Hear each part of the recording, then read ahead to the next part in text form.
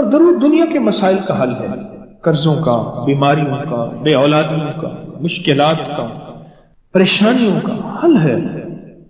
درود حل ہے، درود عبادت ہے، درود تسبیح ہے، درود مشکل کشا وظیفہ ہے، درود حاجت روا عمل ہے، اور درود دلوں کی تسکین ہے، درود اندر کا نظام ہے جس سے دل منور ہوتے ہیں، طبیعتیں معطر ہوتی ہیں۔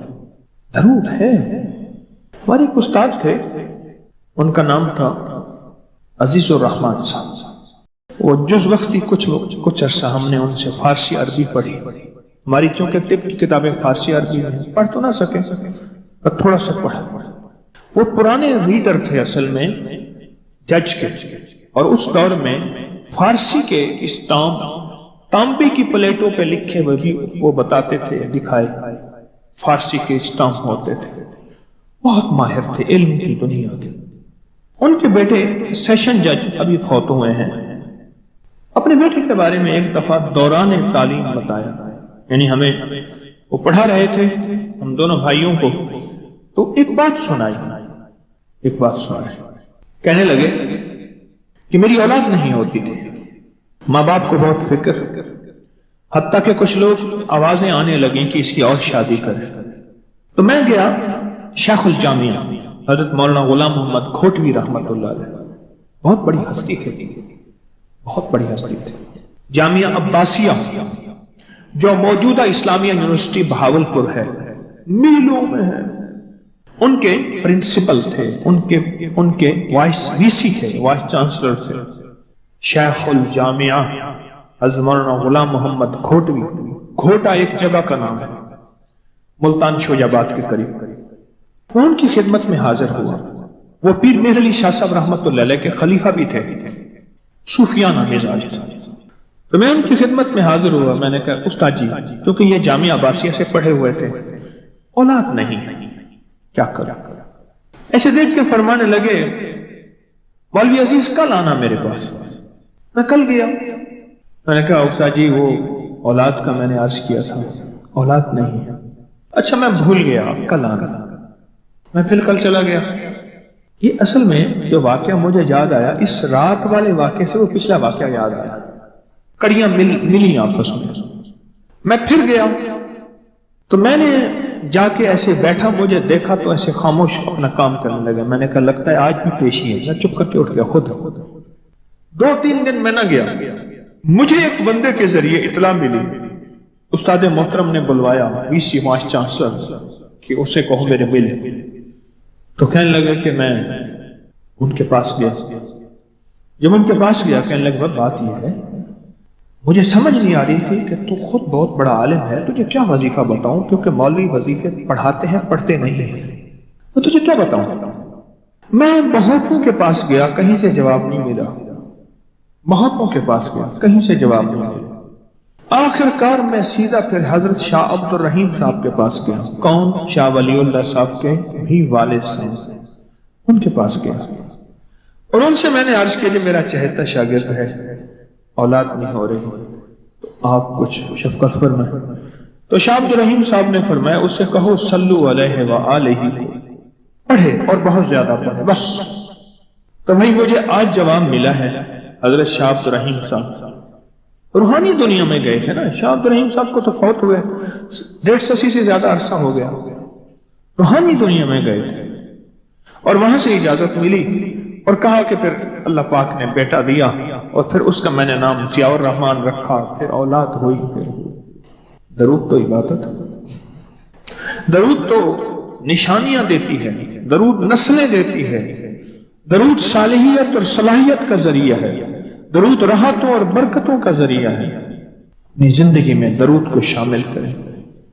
رات کی بات ہے، میں بیٹھا ہوا تھا، ہمارے ایک دوست ہیں تو وہ عبقری رسالہ ان کا ذوق ہے، وہ لے کے تقسیم کرتے ہیں۔ پہلے یہاں مچل میں تھے، اب گورمے میں فوڈ کے بہت بڑے انجینئر ہیں، مخلص ہیں۔ تو میں نے رات کی بات ہے ان سے ایسے بات ہوئی تو مجھ سے کہا، میں نے کہا آپ کرسچن کو عیسائیوں کو بھی رسالہ دیتے ہیں؟ ارے ہاں، میں فیصلہ آباد میں میری جاب تھی تو وہاں 50 رسالے مستقل میں نے لگائے ہوئے ہیں، ابھی بھی لگائے ہوئے دیتا ہوں۔ تو کہنے لگے کہ میں ایک میرے پاس عیسائی آیا اور وہ عبقری رسالہ لے کے آیا۔ اس نے لے کے آیا تو اس میں لکھا ہوا تھا کہ جو بندہ صلو علیہ وآلہ پڑھے گا تو اس کی اولاد ہو جائے۔ کسی نے اپنا تجربہ لکھا تھا اور کہنے لگے میرا بچہ یا وارشن ہو جاتا ہے یا بچہ ہو کے مر جاتا ہے، میرا کچھ ایسے مسائل ہیں، یا بچہ ہوتا ہے 2-4 دنوں کا ختم ہو جاتا ہے، یا حمل ٹھہرتا نہیں ہے، اگر ٹھہرتا ہے تو ختم ہو جاتا ہے، اس طرح کے مسائل۔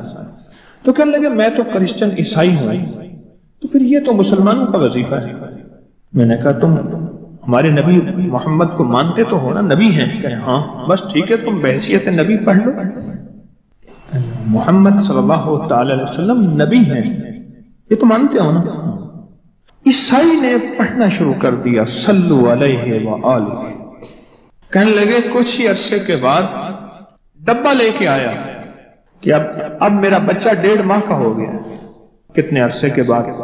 ظاہر 9-10 مہینے 11 سال کے بعد ڈبہ لے کے آیا وہ عیسائی کرسچن کہ میرا بچہ ہو جائے۔ شیخ رحمت اللہ علیہ کو عشق مصطفیٰ اور محبت حب آل رسول اور حب رسول بہت زیادہ غالب تھا۔ تو ایک دفعہ بیٹھے بیٹھے دل ہی دل میں آیا اور بے ساختہ منہ سے نکلا بلغ العلا بے کمالی کشفت دجا بے جمالی حسنت جمیل مثال۔ اب اگلا لفظ نہیں مل رہا۔ جو شاعرانہ ذوق ہوتا ہے، جو شاعرانہ مزاج ہوتا ہے، اس میں وزن کا بہت خیال ہوتا ہے۔ وزن، اللہ کے حبیب نے زندگی میں ایک شعر کہا ہے، صدیق اکبر فرمانے لگے یا رسول اللہ وزن کے اعتبار سے شعر ٹھیک نہیں ہے، اور اللہ نے اپنے نبی کا معجزہ دکھانا تھا۔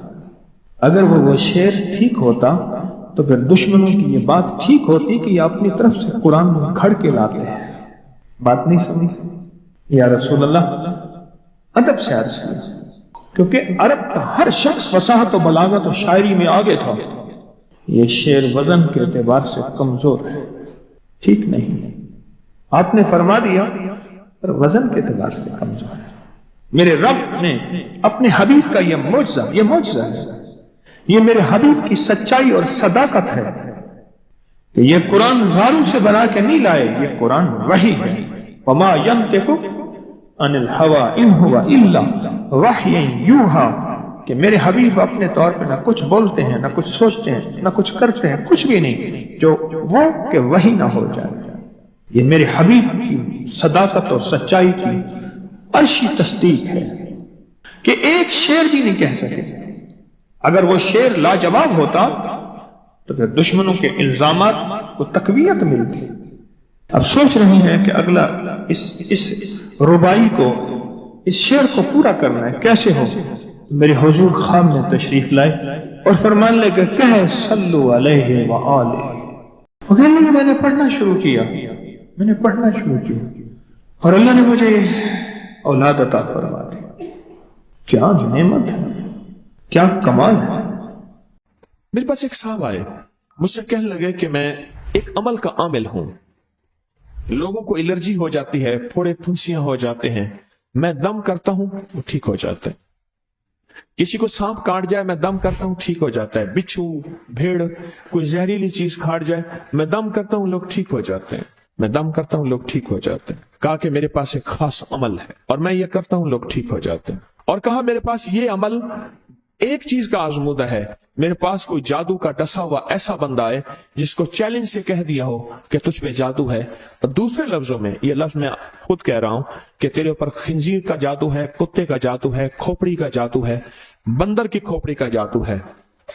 میرے پاس ایک صاحب آئے، کہا میں نے بندر قیمتاً لیا، اس کو بے ہوش کیا، اس کی کھوپڑی کاٹی، سر کاٹا، پھر اس سر کو میں نے مٹی میں دبایا، مٹی میں دبانے کے بعد اس کی کھوپڑی میں بندے کے پاس لے کر گیا اور اس نے کہا کہ کھوپڑی لیا، ساتھ فلاں فلاں چیز لیا، میں اس پہ جادو کر کے تجھے دوں گا۔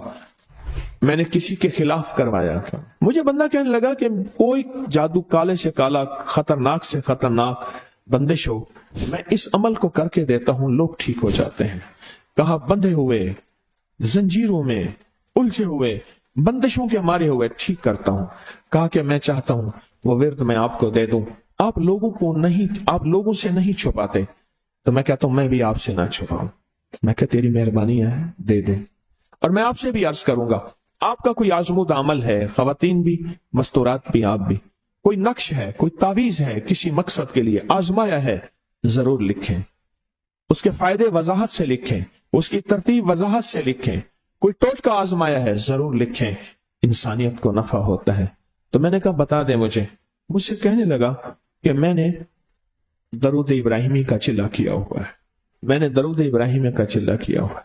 मैं इन सब मकासद के लिए दरूद इब्राहिमी पढ़ता हूं, और मैं दरूद इब्राहिमी पढ़ता हूं और पढ़ के किसी को दम कर देता हूं, किसी पे थुतकार देता हूं, किसी पे क्या करता हूं, बस मेरे पास दरूद इब्राहिमी है और मैं दरूद इब्राहिमी से सारे काम लेता हूं। कहा कि यहां तक कि मैं सफर में जाता हूं और मेरी चाहत होती है कि मैं ये खाने को मुझे मिले, ये पीने को मिले, मुझे इस तरह की रिहाइश मिले, इस तरह। कहा दरूद इब्राहिमी पढ़ता हूं, मुझे यकीन है, और वैसे हो जाता है। सोचें, जिस दरूद इब्राहिमी को नमाज में मेरे कमली वाले ने उसका इंतखाब किया है, वो कुछ चीज आखिर होगी ना। सोचें तो सही, आखिर वो कोई चीज है सही, ऐसे तो नहीं है, वो चीज है ऐसे तो नहीं है। कहा कि मेरे पास दरूद इब्राहिमी है, मेरे पास दरूद इब्राहिमी, और मैं लोगों का इससे इलाज करता हूं और लोग ठीक होते हैं, उनके मसले हल होते हैं, उनकी बंदिशें जादू टूट जाते हैं। तो मैं तो चाहता हूं कि आज हम ये दरूद इब्राहिमी का अमल करें, इंशाल्लाह ये तासीर भी मिल जाएगी, और साथ जो बरकत की चाहत है कि अल्लाह कभी मुझसे बरकत न छीनना। ऐसा ना हो मैं या मेरी नस्लें टुकड़े टुकड़े, दाने दाने, कतरे कतरे के मोहताज बन जाए। अल्लाह मुझसे कभी बरकत न छीना। ऐसा ना हो कि मैं ठोकरें खाऊं दर दर की। ऐ सखी आका, मुझसे बरकत न छीनना कि मेरे अंदर बस सब कुछ खत्म हो जाए और मैं दुनिया के सामने जलील बन जाऊं और लोग मुझ पे हंसें। अल्लाह मुझसे बरकत न छीनना और मेरी नस्लों से बरकत न छीनना। बरकत सेहत में, बरकत नजर में, बरकत याददाश्त में, बरकत आज़ा में, बरकत जिगर में, बरकत गुर्दू में, बरकत दिल में, बरकत खून में, बरकत तिल्ली में, बरकत मेदे में, बरकत आज़ा में, बरकत सहन पट्टों में, जिस्म के हर हिस्से में बरकत, रूह में बरकत, दिल में बरकत, फिर माल में बरकत, जान में बरकत, औलाद में बरकत, सेहत में बरकत, इज्जत में बरकत, खुद बरकत में बरकत। ये बरकत मुझसे न छिने और मुझसे न छिने और मेरी नस्लों से न छिने, और अल्लाह पाक हलाल तैयब ताहिर ये बरकत मुझे और मेरी नस्लों को देता रहे। आप ये चाहते हैं? कितने लोग बेशुमार ऐसे हैं, उनके बाप दादा बड़े मालदार थे, नाम था उनका, आज वो कसमा कुर्सी में है। मुझे कहने लगे 14,000 की गाड़ी आती थी, 0 मीटर गाड़ी 14,000 की आती थी, फिर महंगी हो गई, फिर 16,000 की हुई। मेरे वालिद उनके कारोबार के कार मुख्तियार थे, यानी मैनेजिंग डायरेक्टर थे, बड़े थे। मेरे वालिद को उन्होंने 16,000 की गाड़ी लेके दी, और फिर उनकी जब रमजान में या जब उनको देने का होता था 100 का नोट होता था, और 250 रुपए में 5 मरले का प्लाट मिलता था। 250 गज का प्लाट, 250 रुपए में 250 गज का प्लाट, इसको बाज़ जगह गज होते हैं, मीटर होते हैं। 5 मरले का प्लाट 250 रुपए में मिलता था, और हर बंदे को 100 रुपए देते थे, हर बंदे को 100 रुपए देते थे। लेन होती थी लंबी। आज उनके खानदान लाहौर में एक ऐसी जगह रह रहा है जहां अगर बारिश हो तो पानी हफ्तों नहीं निकलता, और गंदगी ही गंदगी है, और वहां कसमा पुर्सी की जिंदगी बसर कर रहा है।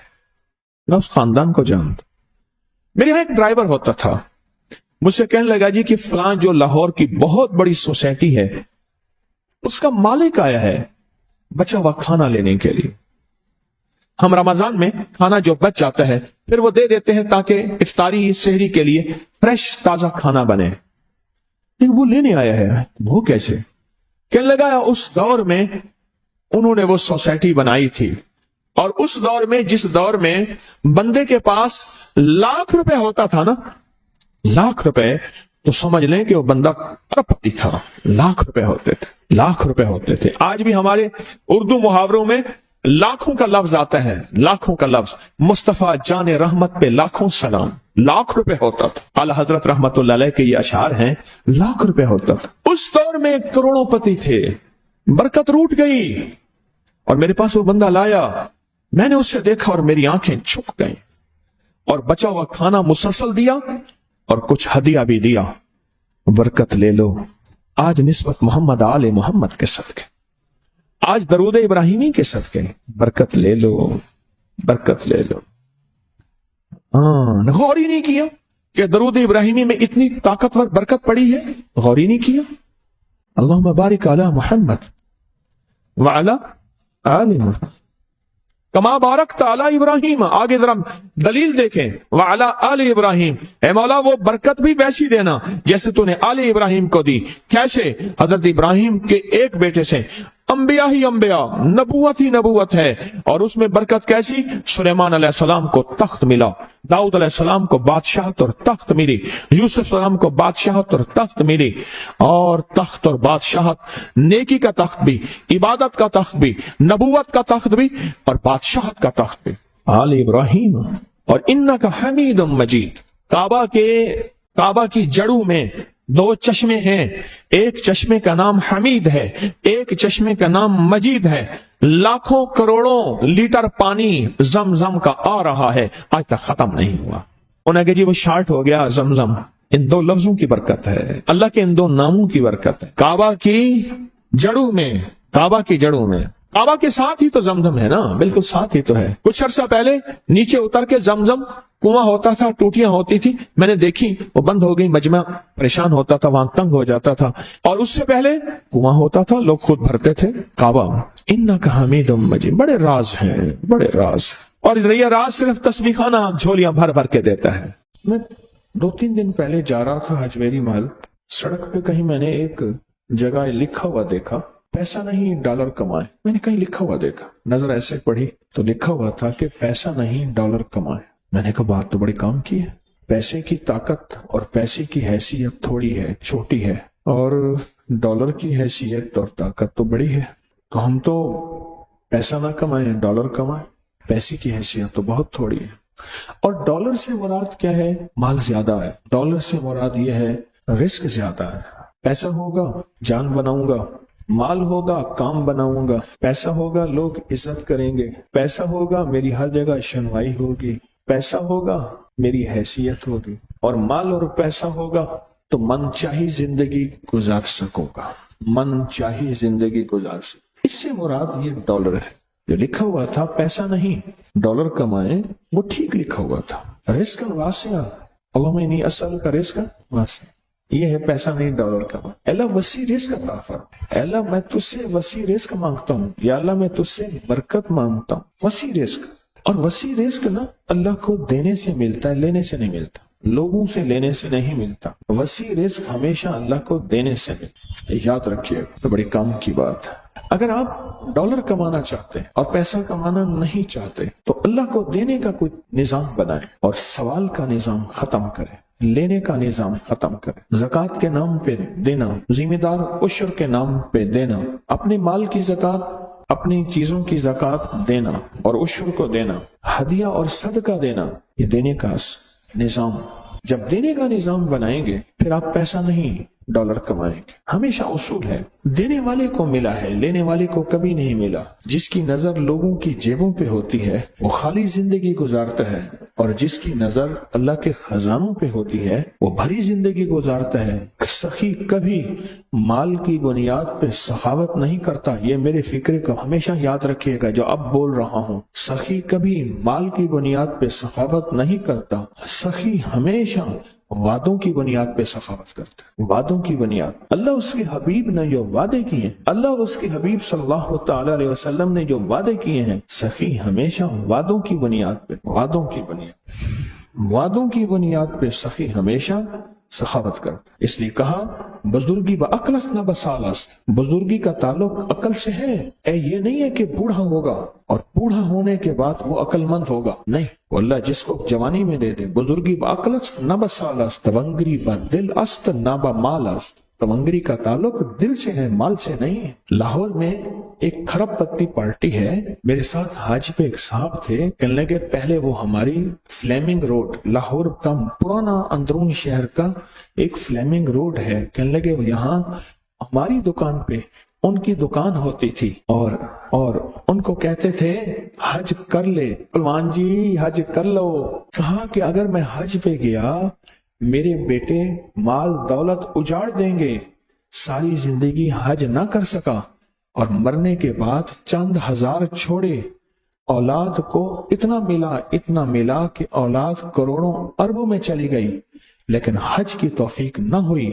تونگری بدل اسنب مالس، اس کا تعلق دل سے ہے، مالدار ہو نہیں، اس کا تعلق مال سے نہیں ہے۔ اللہ کے خزانوں سے ملے گا، اللہ کے خزانوں سے منہ دے کر یاد رکھیے، کبھی بھی اللہ کے خزانوں سے لینا چاہتے ہیں اور کہیں کہ لوگوں کی جیبوں پہ نظر، کبھی نہیں ملے گا، کہیں نہیں ملے گا۔ اللہ کے خزانوں سے لینے کے لیے آج میں 2 راستے بتاؤں، میں بھی کوشش کروں کہ ان راستوں پہ آ جاؤں، آپ بھی کوشش کریں، میں بھی محتاج ہوں۔ 2 راستے بتاتا ہوں، ایک اعمال کا راستہ ہے، اعمال نبوی، برکت والے اعمال، ایک راستہ اعمال کا ہے اور ایک راستہ مال کا ہے کہ اللہ کے خزانے میں اپنا مال جمع کر۔ 2 راستے ہیں اللہ سے لینے کے، اس کے علاوہ تیسرا راستہ ہے ہی نہیں۔ اللہ سے لینے کے 2 راستے، تیسرا راستہ ہے ہی نہیں۔ ایک راستہ اعمال کا راستہ، کون سے مسنون اعمال ہیں جن کے کرنے پہ اللہ اور اس کے حبیب نے وعدے کیے، یہ پڑھو گے یہ ہوگا، یہ ذکر کرو گے یہ ملے گا۔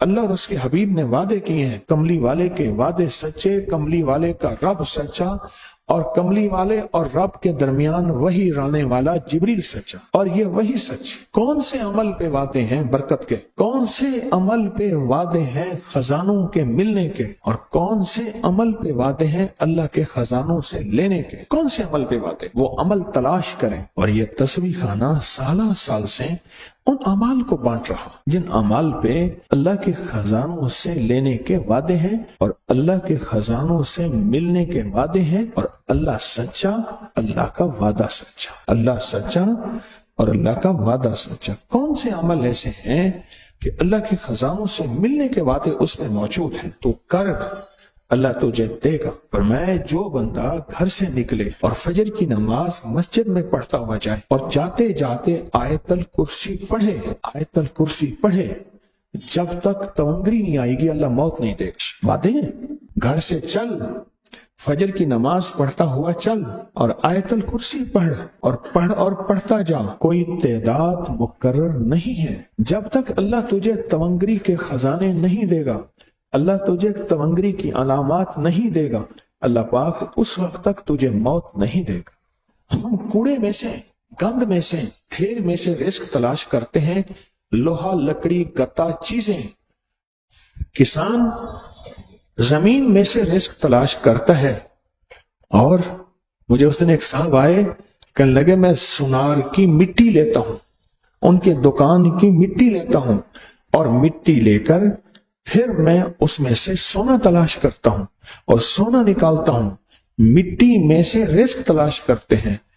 کیا وہی میں رزق نہیں ہے؟ اللہ کے امر میں رزق نہیں ہے؟